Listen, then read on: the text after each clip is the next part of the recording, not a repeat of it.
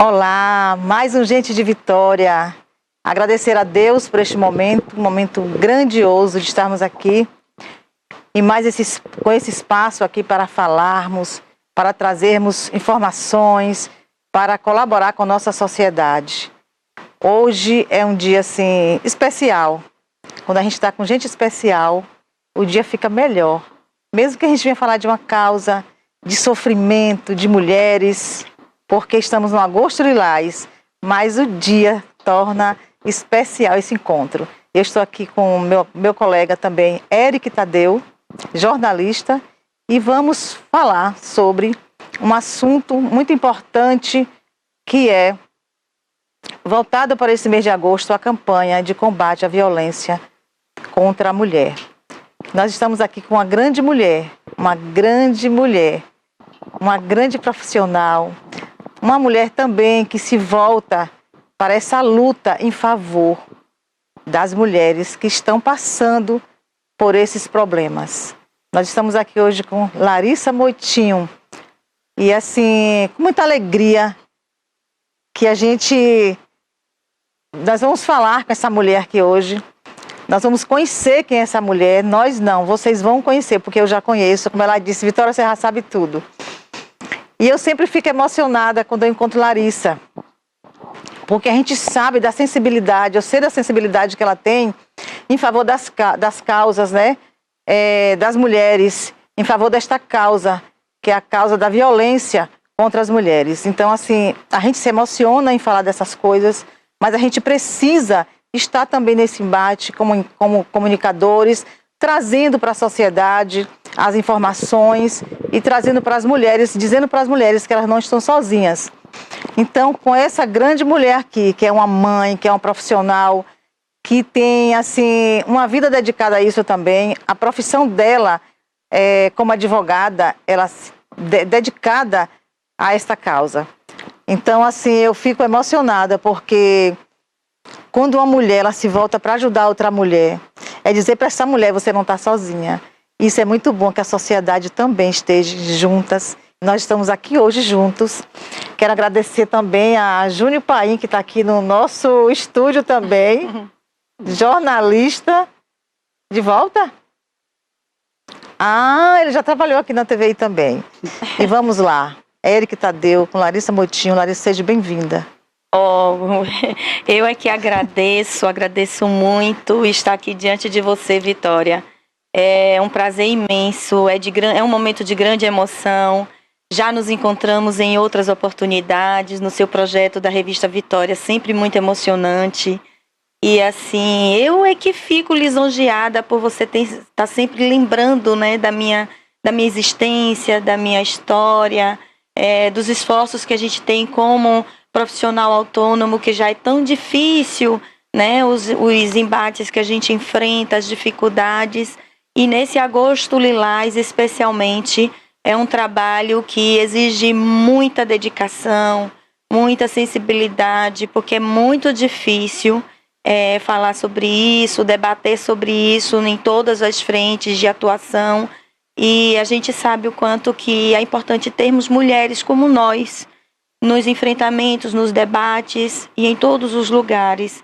É um prazer estar aqui diante de você, diante do Eric, e eu espero que a gente consiga desenvolver um papo bem legal hoje. Bom. Seja bem-vinda, doutora Larissa Obrigada. Moitinho. Na verdade, a bem da verdade, desde que o quadro Gente de Vitória começou, Vitória já vinha compartilhando com a gente, né, dessa vinda de doutora Larissa Moitinho aqui para esse momento de bate-papo, de conversa, de entrevista, e nós estávamos ansiosos, né, Vitória, por esse momento. Então seja bem-vinda, se sinta em casa, tá? Hoje o Gente de Vitória é contigo. A gente vai contar a sua história, né, e perpassando também por essa questão do seu ativismo pelo direito das mulheres e principalmente nessa luta extremamente necessária, né, de coibição e prevenção da violência contra a mulher, especialmente a rigor da campanha Agosto Lilás. Ok? Perfeito. Seja bem-vinda. Obrigada. Então, para começar, Ai, meu Deus. quem é Larissa Moitinho? De onde ela veio? Quem são seus pais? Pronto. Larissa Moitinho primeiro é uma mulher hoje que enfrenta muitos desafios.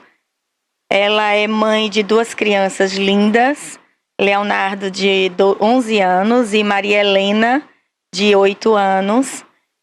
Filha de Miralva Moitinho, que é uma referência muito importante na minha vida. Uma das maiores educadoras que nós temos em Itabuna. É sempre emocionante falar, né, de onde a gente vem, porque a gente demonstra muito da nossa essência, né? E a gente precisa honrar a nossa essência. E daquele lugar que a gente veio, para que a gente possa entender para onde a gente está indo. Precisa ter uma coerência de vida, uma coerência em objetivos, de projetos e família, nome.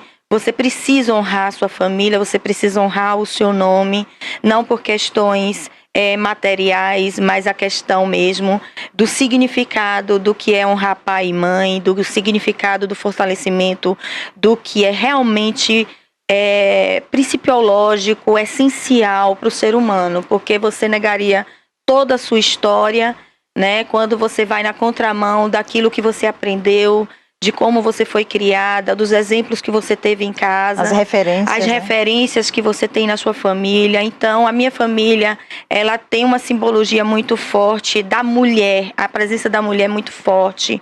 Eu tenho uma tia também que tem uma essência muito forte aqui na nossa cidade, a Djalma. Eu tenho uma irmã que também é muito forte no âmbito dela, do empresariado. Então, assim, uma sobrinha agora também. Uma sobrinha agora se demonstrando também uma mulher muito forte. Verdade. Vai casar até sábado agora, a gente fica chorando, parabéns, né? Meu Deus, nossa cria cresceu. A menina. Mas é isso, Eric, eu sou essa mulher, sou advogada, militante, atuante na área do direito das famílias, direito das mulheres e direitos humanos, porque o recorte está dentro, né, dos direitos humanos, e a minha veia é mais para esse lado da vulnerabilidade, e busco procurar ser coerente também dentro do meu campo de atuação, dentro da OAB, e aí por conta da OAB, do meu ativismo, da minha atuação aos trabalhos nos bairros, a OAB acreditou em mim, a diretoria da OAB acreditou no meu potencial e me chamou para esse papel muito importante também, difícil, que é estar à frente de uma comissão tão simbólica que é a Comissão da Mulher da OAB de Itabuna. Então, esse é o desafio que hoje eu enfrento, enquanto presidenta da Comissão da Mulher e também como conselheira municipal da mulher, porque quando abriu o chamamento público para a recomposição das carteiras que estavam faltando dentro do conselho, eu me candidatei como mulher de notória atuação na defesa das mulheres e, felizmente, hoje eu estou com esse assento garantido. E também agora na área de comunicação, ainda também no política. Mas aí... Colega nossa agora também. Aí foi assim um achado, né? Umas descobertas que a vida nos apresenta. Esse momento de estar diante da comunicação, exercendo esse papel que é tão importante, né? De vocês, é uma responsabilidade muito grande, porque a gente precisa estar passando as informações com credibilidade, com responsabilidade. E através do canal E Política, meu amigo Rick, que eu sou grata, é um amigo irmão, você já esteve por lá também, você sabe o quanto que ele é generoso. Ele agrega as mulheres, é incrível isso. E eu fico grata por esse projeto com ele. E também tem o meu lado poetisa, né? Que foi também descoberto por Rafael Gama, que eu acho que já esteve aqui com vocês, ou eu espero que venha. Já teve aqui na TV, né? Já teve. Na verdade, nós fizemos uma entrevista com o Aldo Bastos. Com o Aldo. E aí Aldo veio com o Rafael Gama, né? E nós fizemos essa homenagem para Aldo, e Aldo também falou um pouco sobre o trabalho do Rafael. Esse projeto, Alvorecer. Mas a gente precisa dessa oportunidade de trazer o próprio Rafael aqui. Vou falar com ele. E a Larissa mãe também, né? E é isso, então a gente tenta buscando, né, sair um pouco do lado muito difícil que é a atuação, né, nessa área do direito das mulheres, que é muito pesado, é muito tenso e que é necessário, né, alguém estar atuando por elas e por nós. E aí tem esse lado da poetisa que me traz um pouco de leveza, porque é um regurgito da atenção. Eu sempre falo que eu transbordo muita coisa, então quando a gente escreve, quando a gente fala, a gente alivia um pouco as tensões presas no coração. Então, é um transbordar da alma, né? A poesia ela é um transbordar da alma. E aí eu procuro me aliviar um pouco na música, no meu vinho, na poesia. E a mãe Larissa, a correria com 2 filhos. Esse furacão. A gente sempre fala que a mulher ela não tem só 2 turnos, né? Diurno e noturno. A gente tem subturnos. Tem mulheres que têm 4ª jornada, 5ª jornada, porque só pensa nela na madrugada para estudar ou para fazer as coisas dela. Mas é aquele padecer no paraíso, né? Como a gente fala. Minha vida, eu não consigo imaginar minha vida sem meus filhos. E foi uma trajetória muito difícil. Mulher, mãe, 25 horas por dia. 25 horas por dia. Ela teve um processo quando o filho dela nasceu, que foi prematuro ainda. Olha pra Vitória. Ela passou por isso também. Com 5 meses o menino nasceu. Nossa. É incrível isso. Larissa é de Itabuna? Eu sou de Tororó. Nascida em Tororó, na região da Carne do Sol. Minha família materna é de lá. Mas é como a mãe fala, foi só a Carne do Sol que me fez nascer. Ela foi passar o final de semana, acabou que aconteceu. Só sentiu o cheiro da Carne do Sol e vai embora. Tem até uma brincadeira que ela estava com minha madrinha almoçando, não sei, comendo um pitu, não sei o que foi, ou foi a Carne do Sol, e acabou, agora.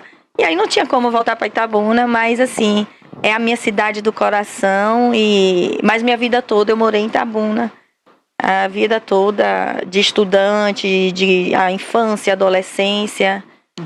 Passamos por algumas cidades por questões de projetos, né, de família, mas sempre retornando para Itabuna. Já morei fora e retornando para Itabuna. Eu acho que aqui é o meu lugar. É filha de professora Miralva e o seu pai, Larissa? Então, meu pai é Edibaldo Fernandes, ele é falecido hoje, mas foi um funcionário da CEPLAC, muito reconhecido, né, dentro da CEPLAC, um economista da CEPLAC.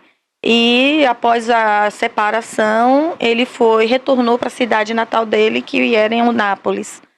Então, a minha família paterna é natural da região de Eunápolis. Perfeito. E hoje ele é falecido. Muito bom.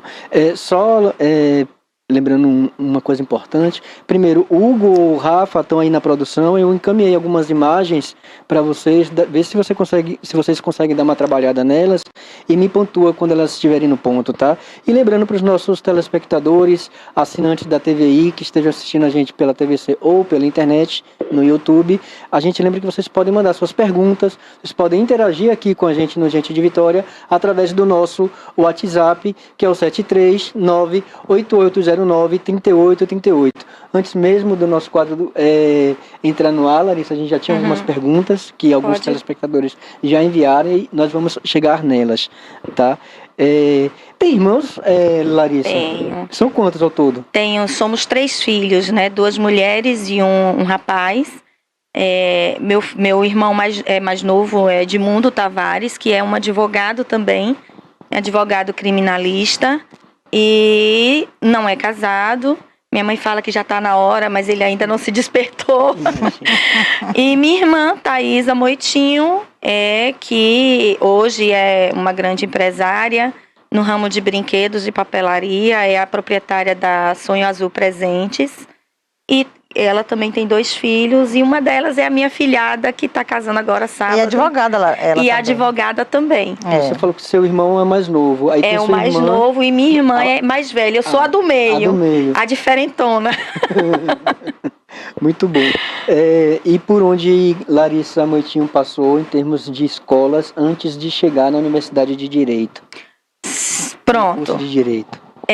Minha vida infantil, né, escolar infantil, foi iniciada na escola Criança Feliz, que hoje não existe mais. Você já estava em Itabuna, então? Já sempre estive em Itabuna. Só nasci em Tororó. Você veio no colo de sua mãe? Eu vim no colo, Ela bom. passou o final de semana, comeu a carne do sol dela e a gente voltou para as atividades dela e a minha vida toda foi em Itabuna. E aí nós iniciamos na escola Criança Feliz, passei minha infância até a antiga quarta série primária na escola Criança Feliz, da Zaide Estrela. E eu tenho, assim, memórias afetivas muito incríveis da escola. Depois de lá, eu fui para a Divina Providência, na época de Valeriano, na época de... Grande diretora. Como é o nome da diretora, gente? Passou um branco aqui, mas eu vou lembrar. E depois do Divina Providência, foi logo... Aí eu vou ter que dizer minha idade, né? Não vou dizer minha idade, não. Fale não, com certeza. Mas assim, quem for da minha época já vai matar charada. Depois do Divina Providência, estava abrindo o Colégio Gama. E aí naquela confusão, né, vai pro Gama porque vem um pré-vestibular e aquela coisa toda. Aí minha mãe, não, então vá. Aí a gente foi pro Gama. Aí eu passei o primeiro ano científico, né, que na época era o científico, no Gama, com Dourado, Edmundo Dourado, era o diretor na época. E olha para você ver. E aí no ano seguinte, minha mãe, que também é uma mente inquieta, resolve inaugurar a primeira cooperativa educacional em Itabuna, que era a COPED. Hoje é o Colégio Jorge Amado. E aí, claro que eu iria honrá-la, né? Então, eu saí do Gama e fiz parte das primeiras turmas da cooperativa educacional. E de lá, eu só saí para o vestibular. Passei na faculdade da Univale, de Minas Gerais, no curso de Direito. Cheguei a passar até a segunda fase, até a primeira fase, na UFBA Medicina. Univale de onde? De Governador Valadares. Perfeitamente, Minas. Minas. E passei na primeira fase da UFBA para Medicina, Salvador, né? Mas aí o destino me deixou no direito. Depois nós tivemos alguns problemas familiares aqui. E aí surgiu a oportunidade, a UESC abriu uma seleção na época, eu não sei nem se hoje tem isso, uma seleção para, tipo um intercâmbio, uma transferência. E aí eu fiz essa prova e consegui passar nessa prova nos primeiros lugares para poder vir estudar na UESC. Então eu só passei um ano na Univale e depois eu transferi meu curso para a UESC e foi aqui na UESC que eu terminei o meu curso de Direito. Você não quer falar em que ano foi? Para, né, Vitória? Outra coisa, ô Larissa, quando foi que você sentiu essa luta a favor das mulheres? Quando foi que você sentiu isso aí, despertou isso aí? Pronto. E o porquê, né? Se teve um porquê ou foi algum motivo, alguma coisa que você teve esse despertamento, isso aqui, o caminho é esse aqui? Então, minha advocacia, ela sempre foi muito voltada. Logo quando eu me formei, eu fui estagiária, que tinha essa coisa do estágio em bancos, né? Eu fui estagiária, olha aí, já vou também alertar da minha idade. Fui estagiária no antigo Baneb, no extinto Baneb. Antigo Baneb, tem muitos anos, né? Olha aí, a sua observação me mata. E aí o extinto Baneb, eu fui estagiária lá. Logo no meu último ano de faculdade. E nesse período surgiu a oportunidade também de eu estar em paralelo ao final do curso de Direito, que naquela época tinha estágio supervisionado, que era matéria. A gente não precisava estagiar em um escritório de advocacia para poder se formar. Então a gente fazia a matéria estágio supervisionado que tinha na UESC. E aí, eu tive a oportunidade de estagiar. Como minha tia, na época, era advogada, né, bem atuante, criminalista também. E aí, lá, eu contei minhas últimas horas que precisava como estagiária. E foi assim que eu terminei meu curso de Direito. Logo depois que eu terminei meu curso de Direito, eu fui direto para a advocacia. Fiz a minha OAB, fui direto para a advocacia. Nessa atuação... 2 anos depois, mais ou menos, eu fui nomeada como conciliadora judicial pelo Tribunal de Justiça e trabalhei durante mais 2 anos no SAC, na época que, né, eram conciliadores nomeados. cargo de comissão. E foi lá que eu adquiri uma experiência muito grande do processo em si, né? Porque aí você tem o lidar com o juiz, você tem o debate direto com o juiz, nos bastidores, né? Como funciona realmente o direito. E o direito das famílias, apesar de que no SAC a nossa área é mais consumerista, esse juiz com quem eu trabalhei também atuava muito no direito civil. E eu comecei aí no fórum, que eu sempre fui inquieta também. Na minha época ainda eram os processos físicos, a gente pegava os processos enormes. Hoje os processos são digitais, mas a gente abria aqueles processos com cheiro de guardados e tudo. E ali eu fui aprendendo e me apaixonando pelo direito das famílias. Então foi uma área que sempre me chamou a atenção. E depois do estágio, quando terminou o meu processo no SAC, eu acabei me relacionando com um advogado também, que era de Ilhéus, e que tinha um escritório que trabalhava especialmente para bancos, em especial a Caixa Econômica Federal. E aí, novamente, eu atrelada a banco. Porque aí, quando eu me casei, em 2008, a minha atuação como advogada foi mais na área bancária. Então, o meu lado, o direito das famílias, já foi esquecido um pouco, porque a demanda de banco era muito grande. Depois vieram as crianças. Tudo isso é para justificar o porquê da minha inserção. E aí vieram as crianças. A primeira gravidez, eu tive uma gravidez muito difícil. A primeira, porque no 4º mês de gestação eu descobri que meu filho tinha uma deformação fetal. E a médica, já foi assim um alerta muito grande, e a médica virou para mim e falou que não era uma opção legal para um aborto legal, porque não tinha uma previsão legislativa para que eu pudesse abortar. A criança tinha condições de sobrevida, mesmo em tempo mínimo. Ela ainda falou mesmo em tempo mínimo, tipo assim, pariu, não vai sobreviver, mas tinha que passar pelo processo do parto, porque não tinha uma previsão legal para o aborto legal. Então aquilo ali para mim já foi um choque muito grande. Ele tinha uma deformidade muito rara, que é a bexiga, mega bexiga. E aí foi muito, muito difícil você na primeira gravidez já ter esse problema, ter que encarar esse problema. E todo mês eu tinha que, a cada 15 dias eu tinha que ir a Salvador para fazer a punção do feto, porque ele não tinha parede abdominal, então ele urinava nele mesmo. Minha barriga ficava muito grande, como se eu tivesse grávida de 8 meses, 7 meses. Aí quando fazia a punção ela murchava de novo. Então era muito doloroso.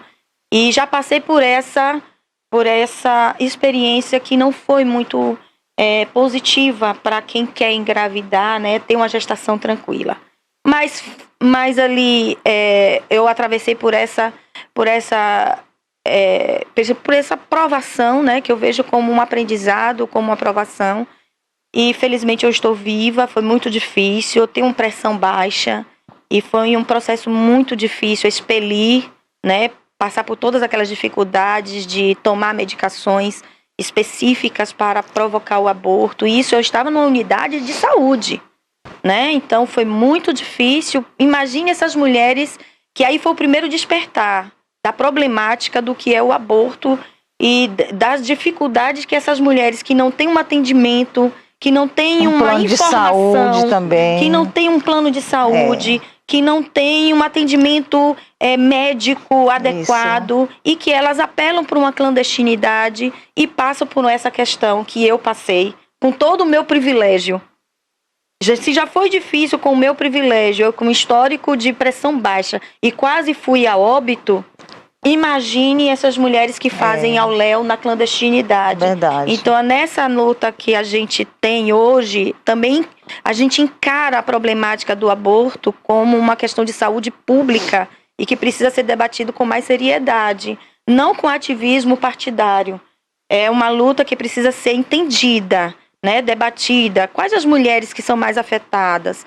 né? Então, assim, é um recorte que eu faço aqui, Vitória, que fez parte da minha vida e eu coloco também como uma vivência e uma compreensão que a gente precisa ter para essas mulheres. Aí já vem na perspectiva de uma pergunta Também. que está sendo feita por uma telespectadora nossa. Quer fazer? O Júnior, ele está atento ao que está acontecendo aí nas redes sociais, principalmente pela nossa transmissão no YouTube, e mandou aqui pra gente. A Mari Souza, ela pergunta o seguinte: como é que você faz para ter saúde mental Oh, meu Deus. num mundo tão conturbado Isso. e de violência contra as mulheres? Você, como mulher, como é que você faz para lidar com tantas mazelas? Boa pergunta. Meu Deus. Excelente pergunta. Eu tava pensando isso aqui, ó. na Porque, mente, ó. obrigada, Mari, pela participação. Saúde mental é algo que a gente precisa estar atento a todos o momento. Não importa a profissão. E é dentro de casa também que você precisa lidar com as diferenças, com os conflitos que a diversidade já provoca, Verdade. né?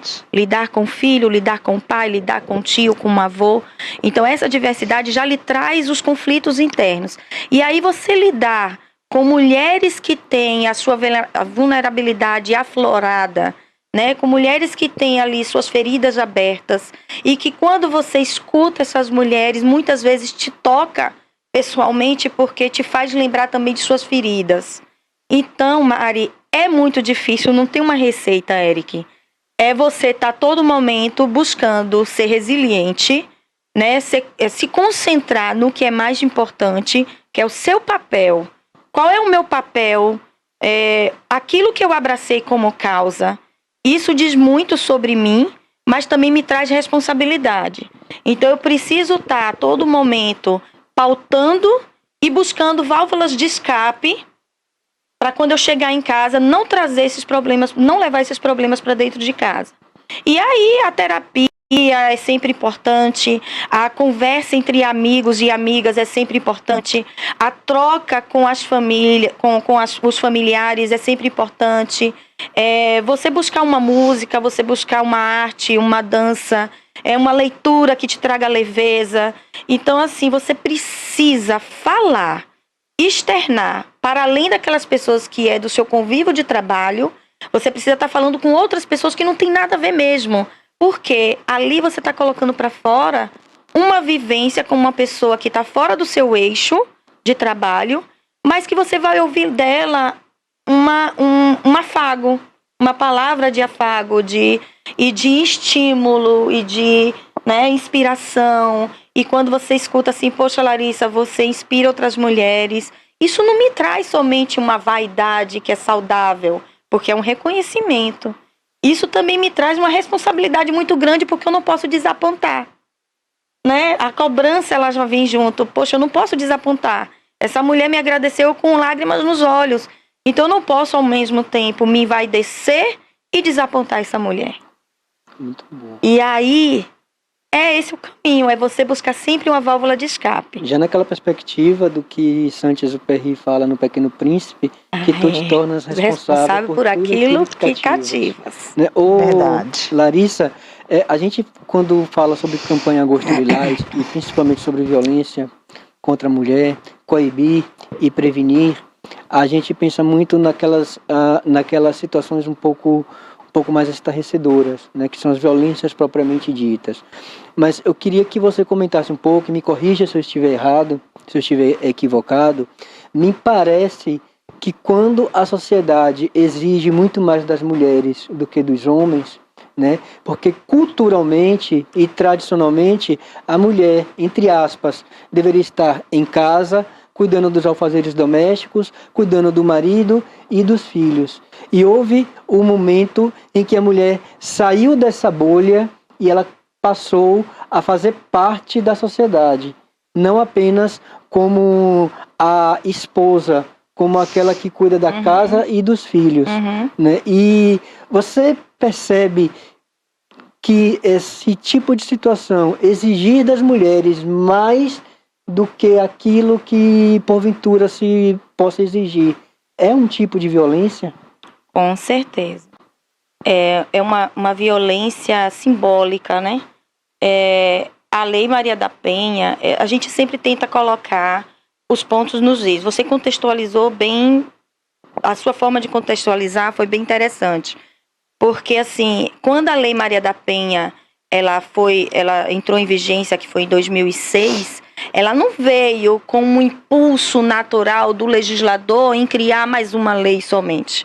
A Lei Maria da Penha, ela surgiu porque o Brasil foi notificado, ele foi penalizado pelas organizações mundiais por ser tolerante pelos números que se apresentavam.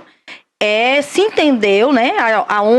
As ONGs e a ONU entendeu que o Brasil estava sendo tolerante a casos relativos à violência doméstica, né, contra as mulheres e também contra idosas e contra crianças. Então foram uma série de penalidades que naquela época o Brasil sofreu das organizações mundiais. Aí veio a história da Maria da Penha, que é um caso que estava sub júdice há 19 anos sem buscar a penalização do agente agressor, e depois de 19 anos veio a resposta do judiciário. Em 2006 veio a lei. Muito mais por pressão do que pela importância em si. A gente sempre coloca a questão do debate sobre a violência doméstica, que se trata de mulheres, e todas as outras questões que são tratadas e relacionadas em prol das mulheres, elas sempre são colocadas em segundo plano. Porque o legislador, porque o poder público, porque a sociedade, ela não leva em primeiro grau de importância as questões femininas. Porque não interessa, e aí a contextualização que você trouxe. Não foi um despertar somente das mulheres em um motim em querer mostrar que elas precisam sair da casinha, da caixinha. Não foi isso. O mundo estava se desenvolvendo e a sociedade precisava evoluir. Não cabia mais naquele mundo mulheres em seus lares quando as necessidades estavam aumentando, ao mesmo tempo que as necessidades econômicas estavam aumentando. Então, os movimentos feministas surgiram para reduzir essa opressão. E quando surgiram as primeiras filósofas a debater sobre essas questões, né, da igualdade de direitos, igualdade em oportunidades, e a gente sempre destaca isso, a gente não quer se colocar na condição de homens, a gente não quer o lugar do homem. O homem, ele sempre esteve no lugar dele. E aquele lugar nunca foi tocado. O que a gente precisa é que essas mulheres que necessitam de mais espaço, as que necessitam de mais espaço, elas tenham as mesmas oportunidades. Porque a gente sabe que o perfil do Brasil é de famílias que são especialmente dirigidas, gerenciadas por mulheres solteiras, né? Mulheres que são de carreira solo. Então, como é que o Brasil não vai tratar com seriedade, com oportunidades de trabalho, de iguais oportunidades que dão aos homens, de equidade salarial, oportunidade de emprego, a mulher que sustenta a sua família? Então, esse é o grito da gente em relação à paridade. Essa violência simbólica fortalece o nosso combate e o nosso enfrentamento à violência doméstica. E por conta dessas necessidades, a Lei Maria da Penha, ela ganhou também outros institutos legais que vieram para fortalecê-la.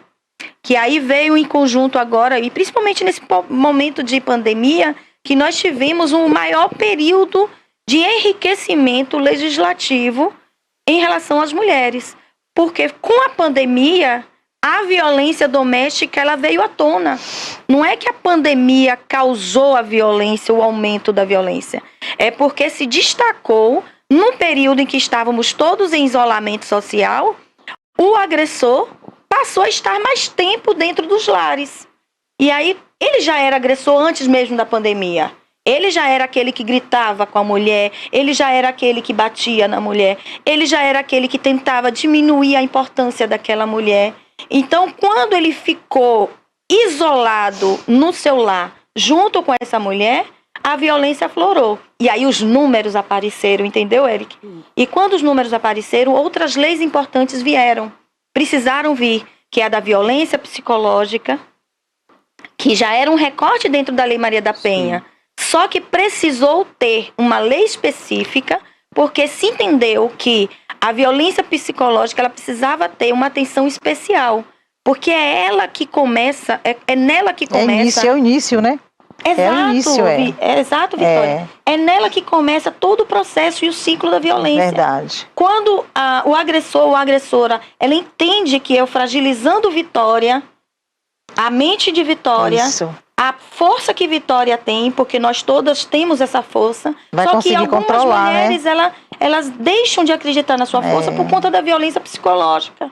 E aí, quando se quebra essa violência psicológica, o corpo ele já fica propenso às outras e às demais violências que são tipificadas na Lei Maria da Penha. E aí vieram também as leis que estavam esquecidas, que é a da importunação sexual, a lei do assédio. Então, as mudanças na legislação trabalhista, que tivemos muitas mudanças.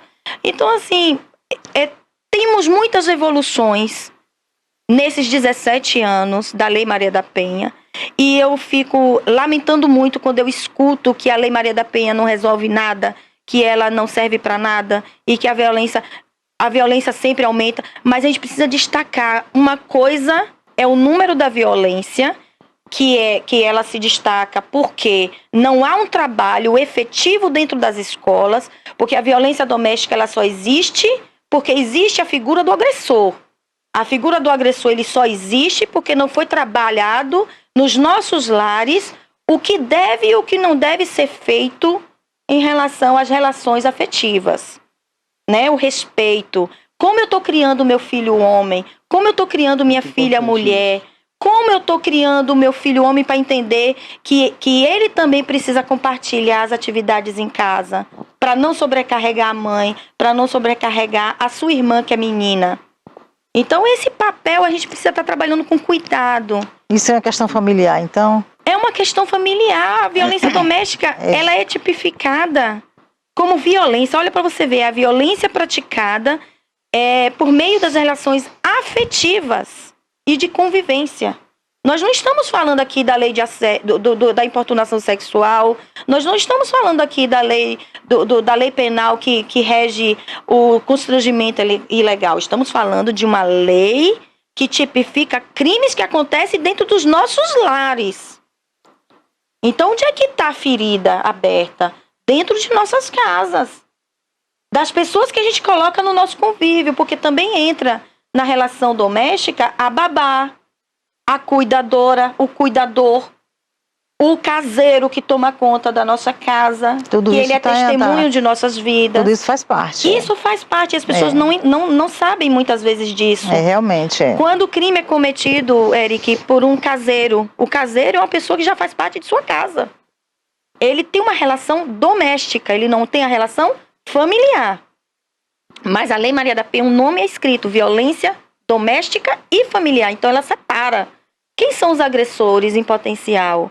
Além daqueles que têm a relação consanguínea, aqueles que têm uma relação de convivência, que são os cuidadores, os enfermeiros, as enfermeiras. Me permita comentar, Larissa, e o que talvez mais doa, digamos assim, no âmago do ser feminino, é justamente porque, independente da violência física, você está tratando de uma violência que perpassa justamente pela aquilo que a mulher tem de mais bonito e de mais sensível, que é a sua afetividade. Isso. Ela confia nas pessoas, ela confia nos amigos que frequentam a casa dela, ela quando inicia uma relação amorosa, ela confia naquela pessoa com quem ela está convivendo. É por aí. Quando ela se casa, ela confia no seu marido, né? Então ela não imagina que em algum momento ela vai passar por uma situação em que aquela pessoa com quem ela mantém um relacionamento afetivo e amoroso, que entre aspas deveria ser a relação mais confiável da vida dela, passa a ser a relação mais perigosa da vida dela. Esse é o gancho. E por isso a gente destaca a importância que se deve dar à Lei Maria da Penha, porque qual é a primeira unidade familiar, né? O primeiro elo de convivência é a família, né? O primeiro núcleo de socialização, de uma formação, de uma formação, é a família. Ali é onde tudo começa. E dali tudo sai, né? Então, se você não cuida desse núcleo, ele não fica saudável. E aí as pessoas adoecem naquelas relações que são tóxicas, que são violentas. E aí vem os filhos. Os filhos se espelham e acabam absorvendo o que eles veem em casa. Então a gente sempre também fala que é importante debater esse assunto nas escolas também por esta razão. Porque muito daqueles estudantes que estão na adolescência, eles são frutos de violência. Tem criança que já bate na coleguinha, menino que já bate na menininha. E aí os educadores e as mães, sem compreender o processo, descarregam nesses filhos e nessas filhas sem ter a compreensão de um todo. De onde surgiu? Por que esse menino é assim? Por que essa menina é assim? Rebelde? Não, gente, vamos parar um pouco para olhar o que eu estou fazendo dentro do meu lar. Como é o meu lar? O meu lar precisa de uma terapia, de uma ajuda qualificada. Meus filhos, minhas filhas, eu preciso de uma terapia.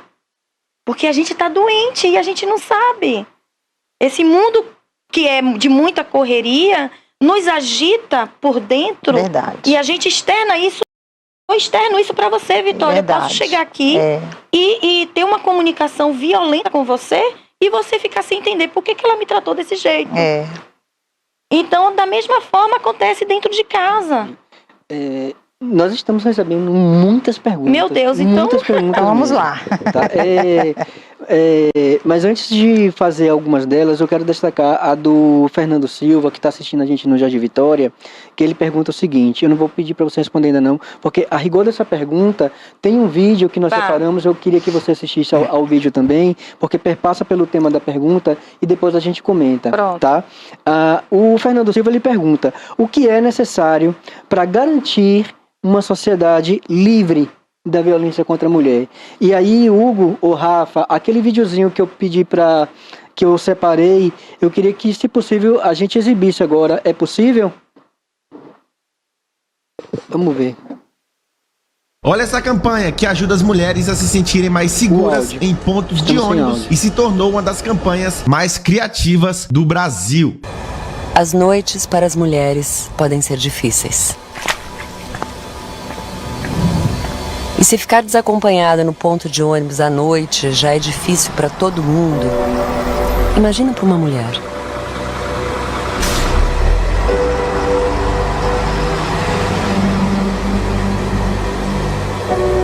Ainda mais nesses horários em que a única coisa que faz companhia para elas é um anúncio.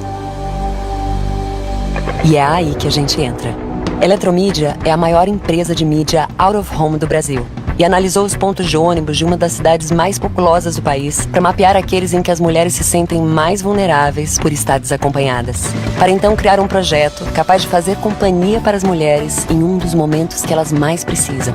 Nas paradas mais desertas da cidade, trocamos os MUBIs digitais tradicionais por MUBIs com câmera noturna, microfone e conexão com internet. Eletromídia apresenta Guarded Bus Stop. Um sensor detectava quando só havia uma pessoa no ponto. Bastava tocar a tela para iniciar uma chamada de vídeo com uma profissional da empresa. Boa noite. Boa noite. Meu nome é Andréia e eu vou ficar com você até o seu ônibus chegar, tá?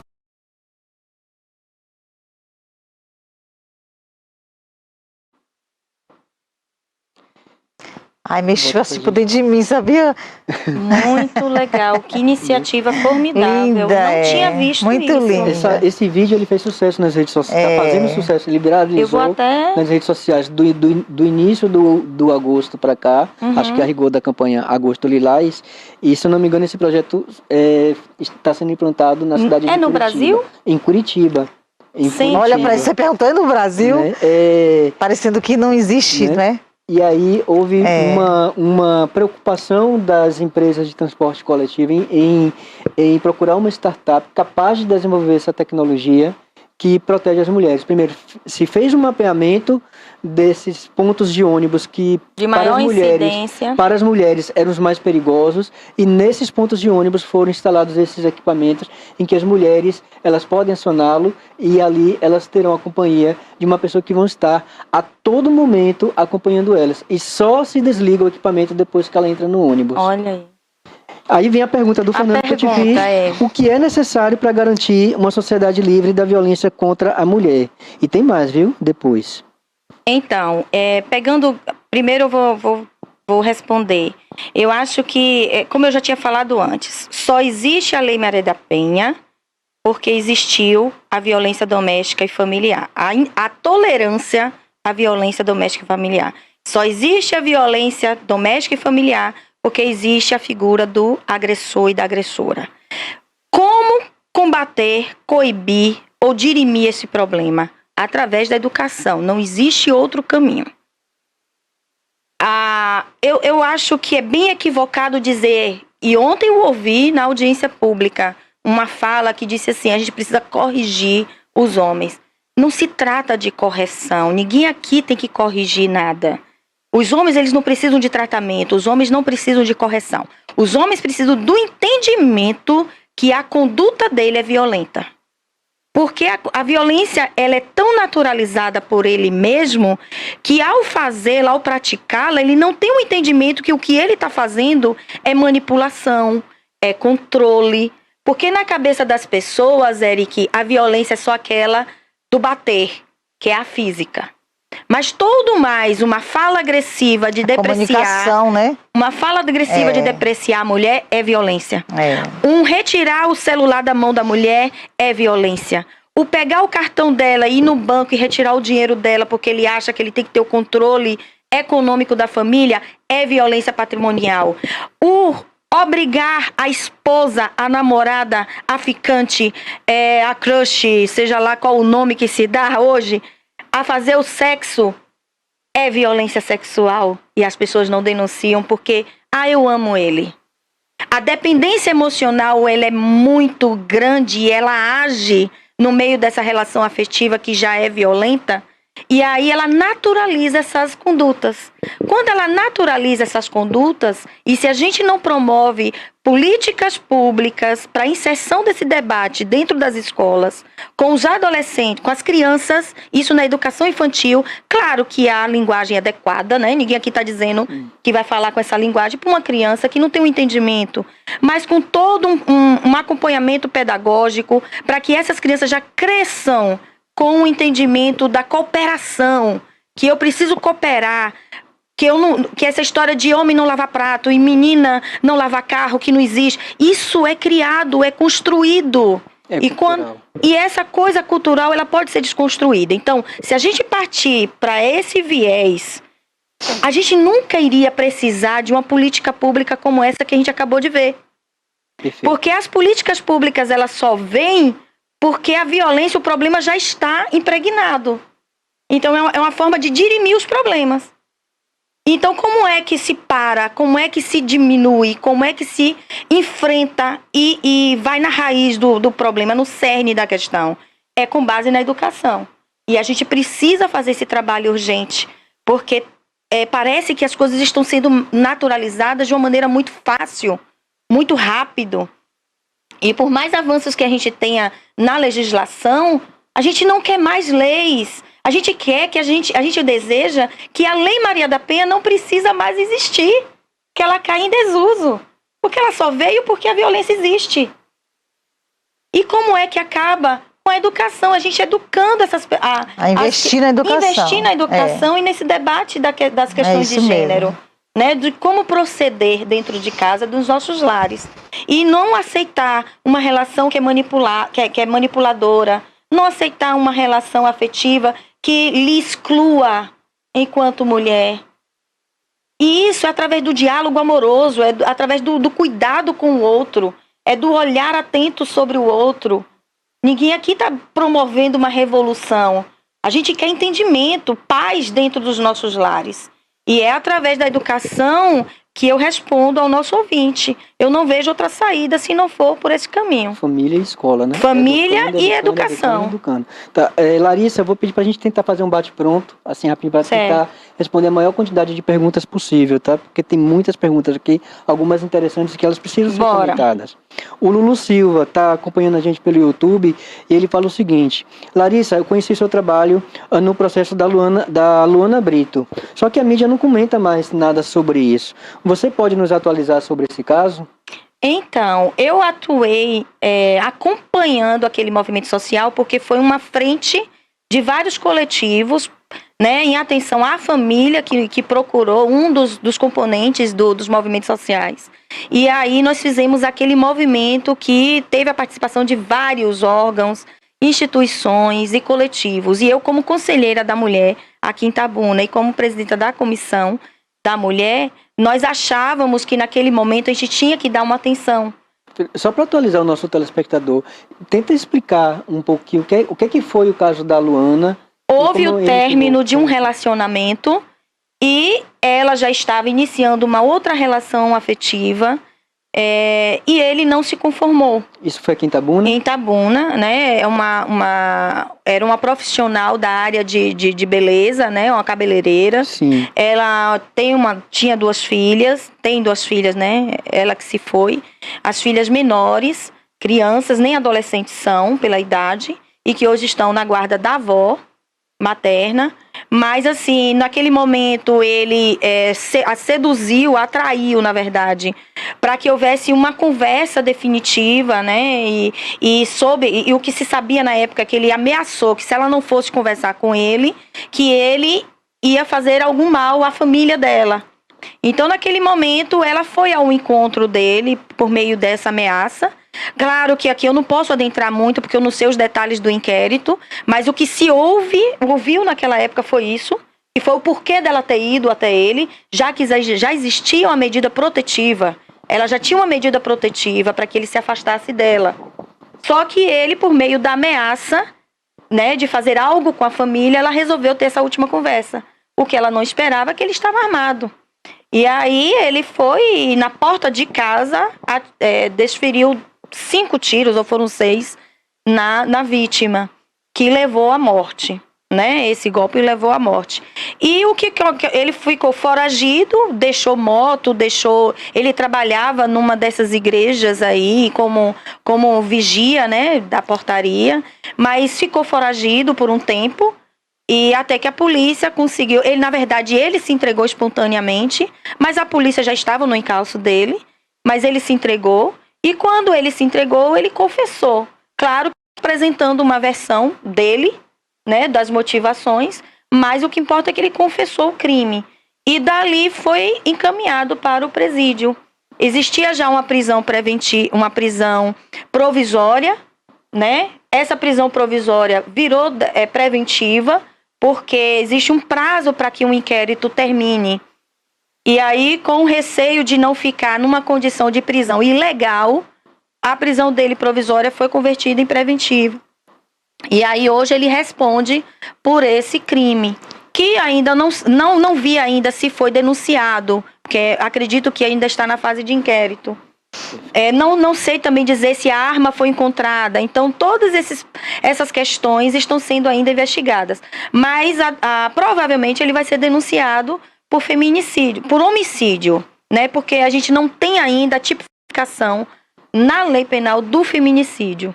Perfeito. Então, é um homicídio na qualidade de feminicídio, porque foi por questão de afetividade, né? Por uma relação amorosa.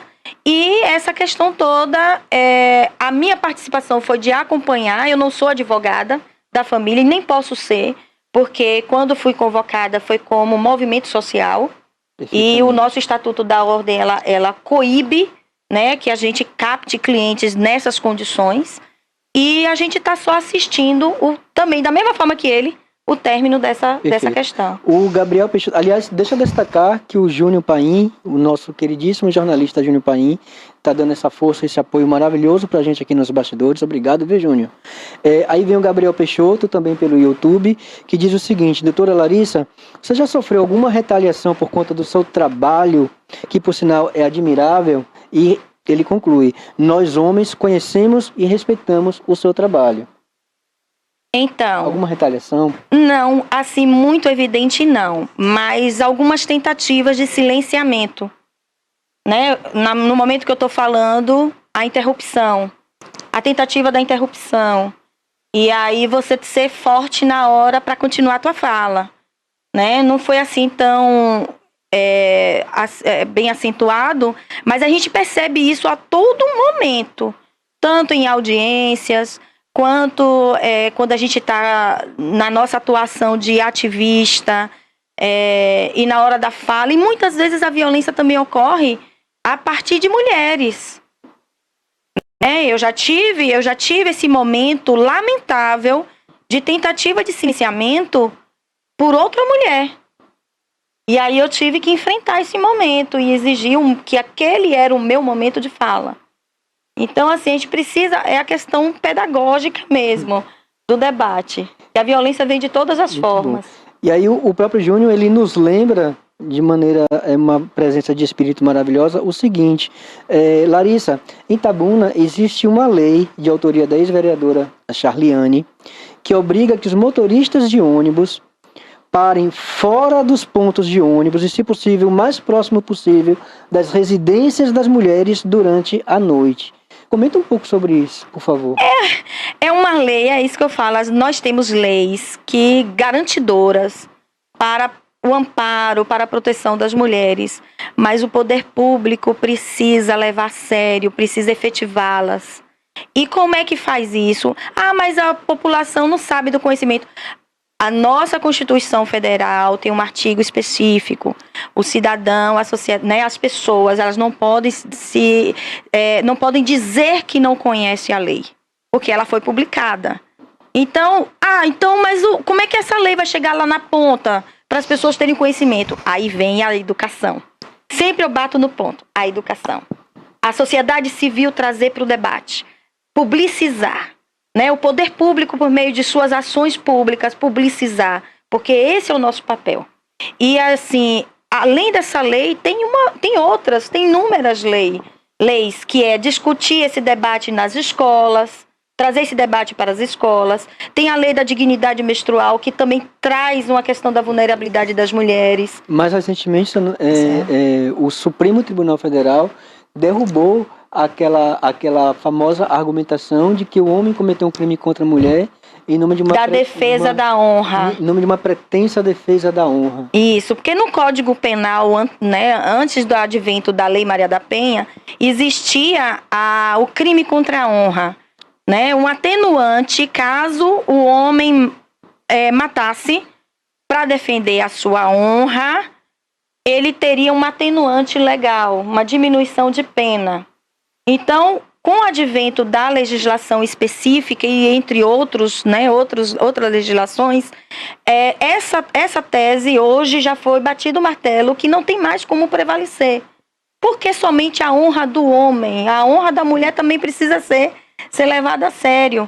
E aí, como a violência doméstica e familiar já foi considerada como algo estruturante, causador da desigualdade de gênero, ela precisa ser debatido também de maneira especial. Ô Larissa, você é advogada, a gente viu essa lei sendo derrubada, e a gente corre o risco de agora, em vez de ter um argumento do tipo, ele cometeu crime em nome da pretensa defesa da honra, dessa argumentação se transformar numa legítima defesa? Não tem mais condições de ser considerado como legítima defesa. Os crimes passionais, eles precisam ser tratados dentro das suas nuances. Tem alguns homens que tentam ir por esse caminho. Ela veio pra cima de mim, tentou me machucar, e aí eu, no âmago do fato, fui lá e bati nela. Mas a tese, ela não se sustenta. Perfeitamente. Não se sustenta, porque o que aconteceu foi um homicídio. Não deixa de ser um homicídio. Se ele matou ela em defesa da sua honra, que não existe mais essa tese, frisando aqui, ele a matou. O fato matar existiu. Os motivos são agravantes ou são atenuantes da sua pena. mas continua sendo o homicídio. Agora, se ele matou aquela mulher, porque aquela mulher era sua companheira, era sua namorada, era sua esposa, era sua filha, era sua neta, se tinha uma relação afetiva, se tinha uma relação de convivência, ele vai responder pela Lei Maria da Penha. Aí vem os atenuantes e agravantes do mesmo tempo. Mas dizer que foi a honra, a mulher também ela tem a sua honra. E a gente não pode adentrar naquele lá para precisar como era aquela relação entre os dois. Por que medir na tabela que a honra dele é maior do que a honra da mulher que estava numa relação tóxica e abusiva? Muito bom. Não é? É complicado você medir somente uma régua. Uma régua. E aí, só para concluir a que a gente deixou lá atrás, por que Larissa começou? O gatilho, Vitória, veio com a separação, com a minha separação. Depois do meu parto prematuro, né, que eu tive filhos prematuros, trigemelar, 2 faleceram e eu fiquei com aquele guerreirinho que você conhece, Leonardo, e que graças a Deus não tem sequela neurológica, motora nenhuma. Eu passei a enfrentar uma realidade da mulher separada. E essa realidade da mulher separada, recomeçar sua vida sem a vinculação de trabalho, porque eu também era sócia do meu ex-marido, é um recomeço de tudo, Eric. É um desconstrução, se desconstrói. A gente se desconstrói e cria-se uma nova versão de Larissa. Verdade. Porque ela precisou se reinventar. Porque eu passei uma relação muito estável, era uma relação de muito tempo, então minha vida toda era vinculada a essa história junto com o marido. E aí, a partir do momento que me vi separada, eu tive que me resgatar enquanto mulher. Quem eu era antes de casar? Aí essa Larissa voltou. E a importância de eu ter voltado para minha cidade, para Itabuna, foi primordial para eu entender que aquela Larissa de antes precisava se redescobrir, se reinventar. E aí vieram outras questões, a questão patrimonial, a dificuldade de se recomeçar. Então, assim, toda essa nuance de violência patrimonial, eu sofri um pouco disso, não sofri violência física, graças a Deus, né? Porque eu não estou falando aqui da violência física, mas as outras nuances foram importantes para eu me engajar ainda mais. Chegamos ao nesse final. processo. Muita coisa para a gente poder debater aqui com Larissa, que foi 1 hora. E mas que passou assim, rápido. é um assunto Que rende. é um assunto triste, Mas que rende. mas que rende. Mas assim, chegamos ao final. Nosso próximo programa está chegando aí, que é o Alerta Cidade. Alerta Cidade com Denilton. Bárbara vai finalizar ainda, então perdoa a Bárbara. Eita TVI que tem notícia.